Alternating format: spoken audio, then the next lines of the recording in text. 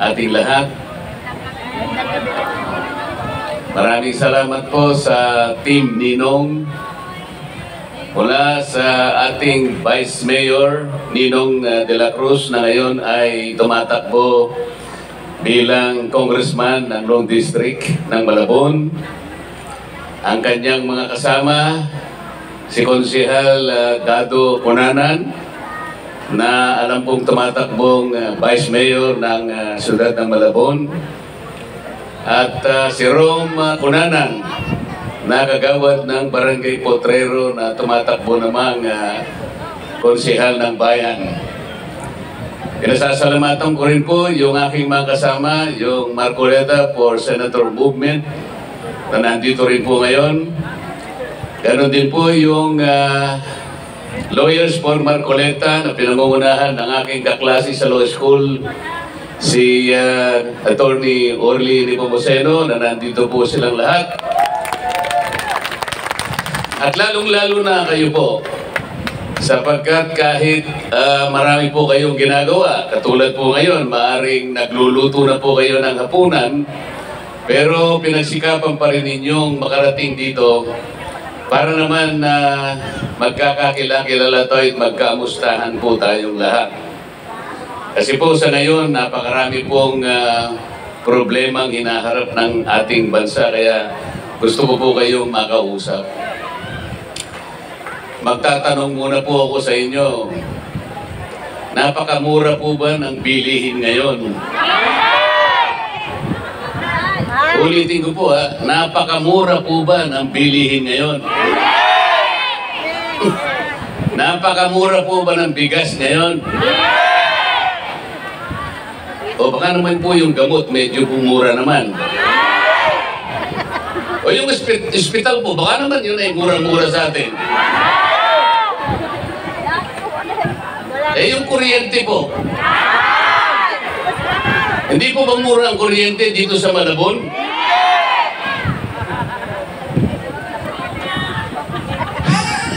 Wala na po bang mura? Hindi po ba maginhawa ang buhay natin ngayon?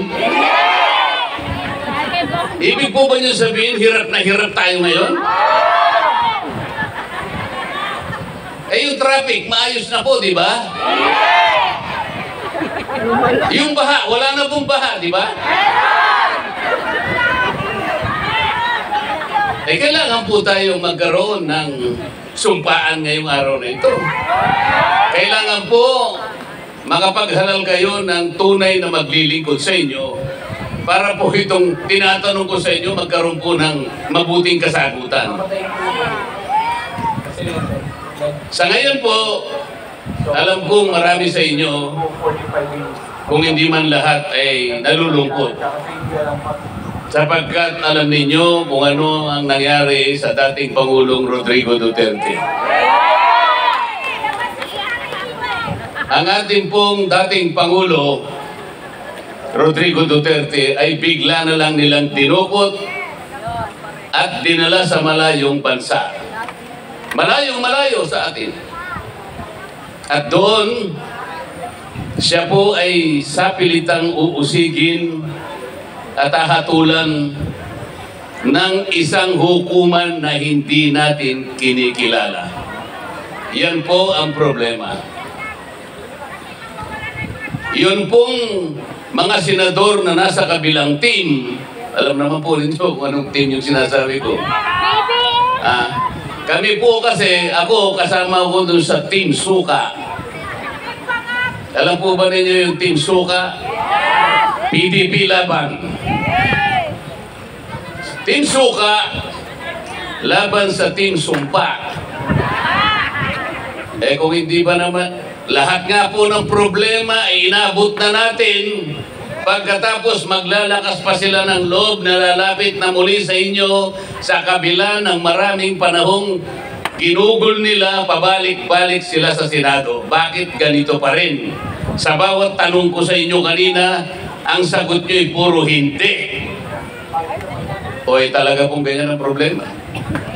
Yung Team Sumpa, kahit kailan ay hindi na nila magagamot ang problemang sinasabi natin sa inyo. Bakit? Sila po ay may kinalaman din sa pag-i-impeach sa Vice President. Gusto po nilang tanggalin ang ating Vice Presidente. Gusto nyo bang matanggal ang Vice President? Ang Vice President po natin ay inihalal ng mahigit 32 milyong Pilipino. Yung pagkakahalal niyang yun ay kayo po ang nagbigay ng kapangyarihan.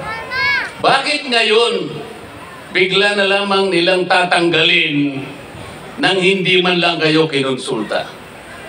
Kayo po ang naghalal sa kanya.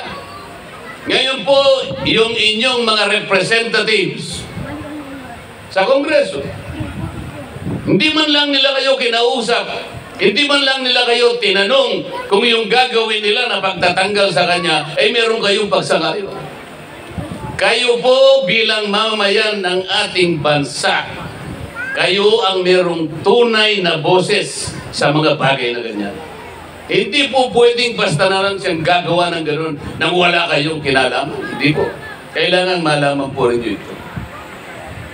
Ngayon po, naghihintay na lang sila ng panahon na kapag sila, yung team na yon, yung kabila, kapag sila po ay nanalo, tsak na tsak, maniwala po kayo sa akin, pag sila ay nanalo at nakakuha ng maraming bilang sa kanilang panig, tanggal ang Vice President.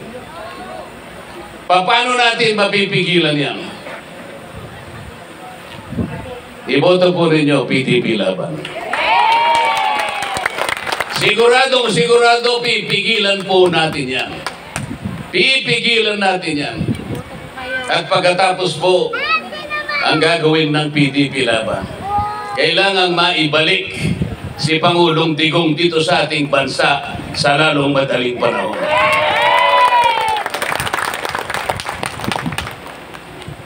Mga kababayan dito sa Malabon, yung kuryente po, matagal ko nang gustong ibaba. Ang problema ko lang po, napakarami kong kalaban doon. Kapag ka yung tama ang aking gustong gawin, napakaraming lumalaban sa akin. Alam po ba ninyo kung ano yung pangunahing layunin ng batas na ginawa 24 na taon na nakararaan? Tandaan po rin nyo. 24 years ago, in 2001, gumawa po ng batas tungkol sa kuryente. Ano po yung layunin, ang pinakaunang layunin ng batas na yon? Kailangan maidulot ang serbisyo ng kuryente sa bawat pamilyang Pilipino sa murang halaga. Yun po yung nakasulat. Letra por letra nakasulat po, sa murang halaga. Kaya tinatanong ko po sa inyo kanina, mura po ba ang kuryente dito sa Malabon? O ayaw nyo na sumagot. Bakit po baligtad ang nangyari? Yung layunin ng batas pagkatapos ng 24 na taon, kabaligtaran ang nangyari. Sa ngayon po, ang singil ng kuryente sa ating bansa ang pinakamataas sa buong Asia. Bakit po? Aba, yung mga binoto niyong senador, hindi naman binabantayan yung pagpapatupad ng batas.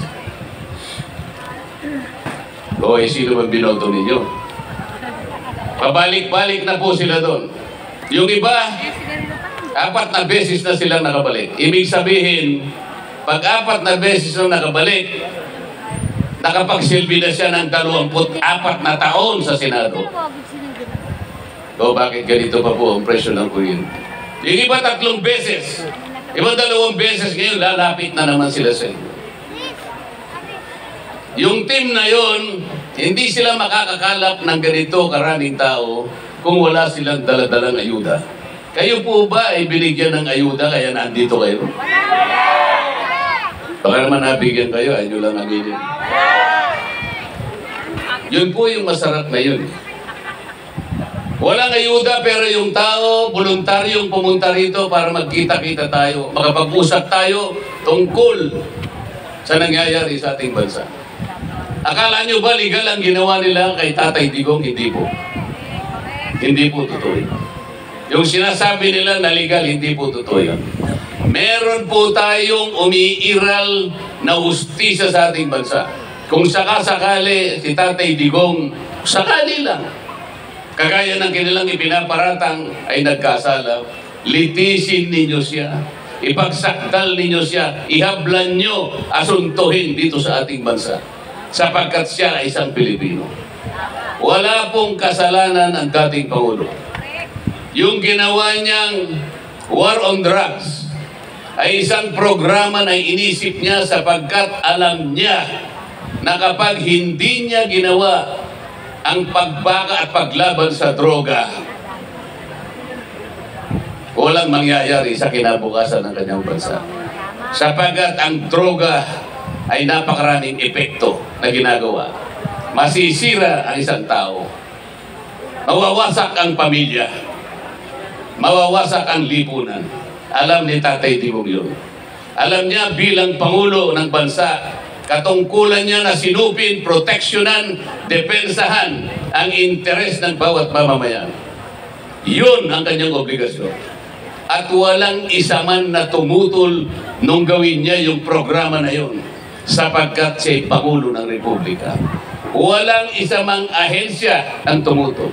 Ang totoo po niyan, binigyan pa lahat ng pagsang-ayon at budget para may sakatuparan ang programang yun. Kayo po ang nakakaalam. Nung ginawa niya yung programa na yun, nakikita niyo, malaya, tahimik, ang mga eskinita, yung mga kalsada, nawala yung takot sa inyong dibdib na baka sakali, napakarami ang mga puser, napakarami na yun. Noon lamang po nagkaroon ng katahimikan, ng kapayapaan sa dibdib ang mamamayan. Marami pong sumuko, marami ang nagbalik loob sa pamahalaan. Kung alam po ninyo yung kahabaan ng Commonwealth dito sa Quezon City, magmula ka po sa Pilcoa hanggang sa kaduluduluhan ng Fairview, merong 7 hanggang 9 na barangay ang dadaanan mo dyan. Nung wala pa yung kampanya laban sa droga, merong 35 hanggang 40 pangyayari ng nakawan at hold-upan sa kahabaan ng Commonwealth Avenue. Alam ko po yan sapagkat ang mga barangay official sa dakong yan ay halos kaibigan ko po lahat. Pagkatapos na itaguyod ng Pangulong Digong yung kampanya laban sa droga, doon lamang natahimik ang kahabaan ng Commonwealth Avenue. Nagpasalamat ang maraming tao. Nagkaroon ng kumpiyansa ang mga tao. Ngayon po, dinala siya sa Netherlands. Isang hukuman na walang jurisdiction sa ating bansa sapagkat kumalas na tayo bilang kasaping bansa dun sa Rome Statute na kanilang ipinagmamalaki. Bakit siya hatulan ngayon? Sa harap ng pangyayari na umiiral at gumagana ang ating justisya para nilang sinampal ang lahat ng hukuman dito sa ating bansa. Para nilang sinampal lahat ang mga piskalya dito sa ating bansa. Sapagkat sila ang uusig at hahatol sa isang Pilipino na walang kasalanan. Alam po ba niyo ang ating national hero, si Dr. Jose Rizal? Ang umusig dyan at humatol, mga Kastila. Pero nung panahon na yun, ang ating bansa ay nasa ilalim ng pananakop ng Espanya. Tanggap natin yun. Pero ngayon, ang ating bansa ay isang bansang malaya, nagsasarili. Wala tayo sa pamamahala ng ibang bansa. Wala tayo sa pamamahala ng Netherlands. Bakit ang hukuman na ito ang hahatol sa isang Pilipino? Paano matatanggap ng isang Pilipino?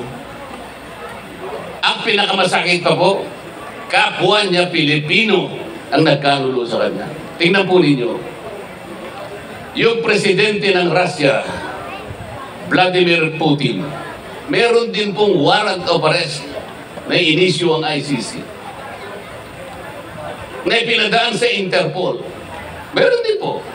Nauna pa nga yung warrant of arrest ni Vladimir Putin kaysa kay Pangulong Digong.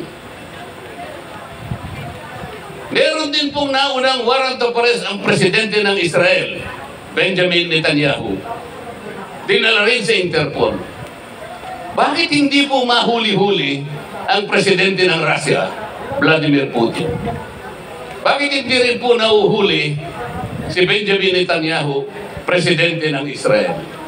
Samantalang itong dalawang leaders na to ang pumatay ng libu-libong tao sa pamamagitan ng giyera.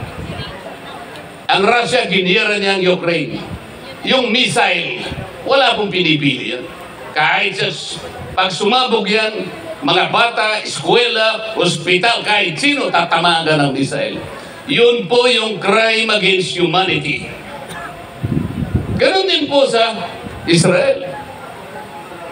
Pasabog dito, pasabog doon. Laban sa kanilang kalaban na kung tawagin ay Hamas. Kahit sino, bata, matanda, babae, lalaki, sino man ang tamaan ng mga missile na yan, walang sinisino. Crime against humanity. Yun ba ang ginawa ng Pangulong Duterte? Hindi po. Ang Pangulong Duterte, dinirekta niya yung programa niya sa mga kalaban ng lipunan, sa kalaban ng gobyerno, yung sumisira, yung mga anay ng lipunan, na pilit sinisira ang ating mga pamilya, ang ating pamahalaan. Kung sakali man pong may napatay, talaga pong ganun. Ngunit yun ay isang legitimate na programa na inisip niya sapagkat alam niya, responsibilidad niya na sinubing, depensahan, proteksyonan ang mamamayan ng kanyang bansa. Ito ang sinapit niya. Alam po niya kung nasaan yung ICC? Yung ICC na tinatawag na International... Ano ang pangalan niya? Gusto ko ng International Criminal Court. Yun po ay nakabase sa Netherlands. Ang Netherlands po ang pinamumugaran ng mga komunista na kanilang sinusuportahan, ipinagtatanggol na hanggang ngayon ay kanilang sinisinop sa kanilang bansa. Hindi natin mapabalik dito yung mga komunistang kalaban ng ating bansa sapagkat sila'y namumugad doon sa Netherlands. Baligtad ang nangyari. Ang ating Pangulo na lumalaban sa komunista ay siya ngayon ang dinala sa Netherlands. Tingnan po ninyo ang kabalintunaan nangyayari sa ating bansa. Kaya kahit humaba po ang aking pagkukwento sa inyo, baliwala po sa akin. Basta't malaman lang po ninyo kung anong nangyayari sa ating bansa. Para ganoon ay huwag kayong madaya, huwag kayong mailigaw ng konting ayudang binibigay ng kabilang team. Huwag kayong pasisilaw. Kung sakaling bibigyan nila kayo, ang payo namin, kunin po ninyo. Sapagkat yun ay pera ninyo, hindi nila pera nyo. Hindi nanggaling sa bulsa nila yung mga ayudang ibibigay sa inyo. Hindi po. Pera po ng bayan yon. Nagpapanggap lang sila na kunwari galing sa bulsa para silawin nila kayo. Huwag kayong masisilaw. Tanggapin ninyo. Huwag kayong magpapasalamat sa kanila. Alam na po nyo ang gagawin nyo. Pagkatanggap nun, pumili po kayo ng inyong kakailanganin. Kalimutan nyo na silang lahat. Sa araw ng botohan, alam na po ninyo yung Team Suka. Yung Team Suka po may asim. Katulad po ninyo na may asim pa. Iboto nyo po kung po pwede lahat ng kandidato ng PDP laban sapagkat kailangan po natin ng bilang. Kapag ka po marami silang bilang, yung team na yon, sa susunod po na Kongreso, tatanggalin nila ang Vice President. Kaya po nililinaw ko sa inyo, ang PDP laban, ang team, ang may kakayahan para labanan ang maitim na balakin ng kabilang team. Huwag kayong maniniwala sa kanila. Wala silang sasabihin. Mangangako na naman sa inyo. Anong ipangangako nila sa inyo? Kasama sila kung bakit nagkaganito ang ating bansa. Nagkakawatak-watak na naman tayo, malungkot na naman kayo. May galit kayo sa puso sa nangyari sa dating Pangulo. Hindi sana ganito. Dapat sana nagkakaisa na sana tayo bilang isang bansa. Sapagkat doon magmumula sa pagkakaisang yun. Para tayo bilang isang bansa ay sumulong, mabuhay ng marangal. Tingnan po niyo ang Senado ngayon. Kaya kailangan po kami makarating. Kailangan po nating ayusin ang kalidad ng Senado. Ang isang senador, kung talagang gagawin niya ang kanyang tungkulin, yung kapangyarihan na ibibigay ninyo, makakagawa siya ng ikabubuti ng kalagayan ng ating bansa. Ang problema, ilang ulit na silang bumalik. Napatunayan na ninyo kung ilang ulit na bumalik. Wala silang napatunayan, kundi ang nangyari sa ating bansa ngayon. Tandaan po ninyo yung mga tinanong ko sa inyo kanina. Ang sagot nyo ay puro hindi. Totoo naman po lahat yun. Sapagkat ang bigas po talaga ay napakataas na po. May nangako na 20 pesos. Natupad ba? O mangangako na naman sila sa inyo. Sana po, sana po.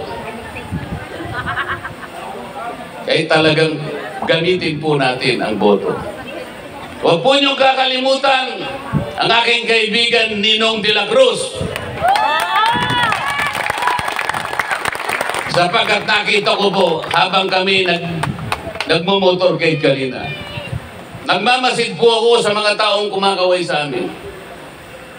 Ilang kalsada rin ang aming inikutan. Kilala pala siya at kumakaway lahat.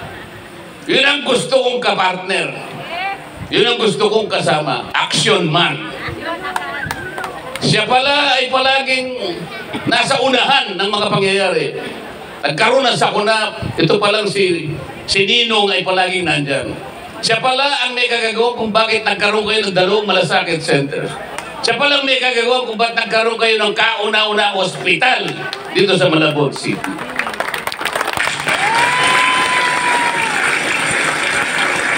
Si Konsehal Dado, huwag nyo rin kakalimutan. Barkada niya yan. Alam ko, magbabarkada, ibig sabihin, magkakaayon ng prinsipyo. Iisa ang kanilang patakaran.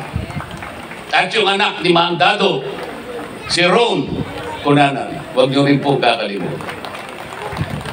Hindi ko po makakalimutan ng gabi ito na kahit gutom na kayo, wala kaming ibinigay na AX, wala kaming binigay na tupad, wala kaming akap, at kung ano-ano pa. Ngunit nagpasensya kayo, nagsakripisyo kayo para pakinggan po ninyo ang isang Dante Marcoleta. Ilagay niyo po ako sa Senado para magkaroon naman ng konting kalidad ang Senado. Labanan po natin silang lahat. Ang Senado po ngayon, kung babalikan nyo sa kaisipan ninyo, tingnan nyo yung Senado. Meron kayong inihal na artista. May kengkoy, may boxing yun. Parang isang niluto, mga kababayan taga Malabon. Isang niluto na hindi natin malaman kung anong pangalan. Basta nyo na lang niluto. Pwede ba yun?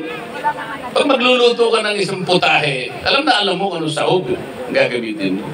Mapapaksiw man yan, sinigang, mechado, minudo, estopado, kare-kare, alam po ninyo kung ano ang pipiliin yung sahog para mailuto ninyo. Ngayon po yung Senado. Tingnan po nyo ngayon. Kaya nga po nagkagani-ganito ang bansa natin. Basta na lang ninyo niluto, may kasalanan din po kasi kayo eh. Basta nyo na lang niluto pagkatapos inihain po ninyo sa mesa. Nasabi po ng mga taga Malabon City, Nanay, ano po ba itong niluto nyo ito? Ang sasabihin po ba niyo, Huwag nyo lang itanong kung ano yun, basta kainin nyo. Hindi mo po pwede yun. Mahirap po. Ando, niluto po talaga, pero talagang hindi natin alam. Alangan nga pong kainin eh. Pero luto na po. Eh, ano pong gagawin ni Dante Marcoleta? At ang kanyang mga kasama. Si Dante Marcoleta po, pag nandun na, siya po ang magiging magic sarap. Magkaroon man lang po ng lasa kahit papano. Sa umpisa. Ano po? At mula sa lasa na yan, tiyak, magkakaroon po tayo ng pag-asa. Number 38 po sa balota, Dante Marcoleta. Maraming salamat po at magandang gabi muli sa inyong lahat. Lungsod ng Malabon! Isang malakas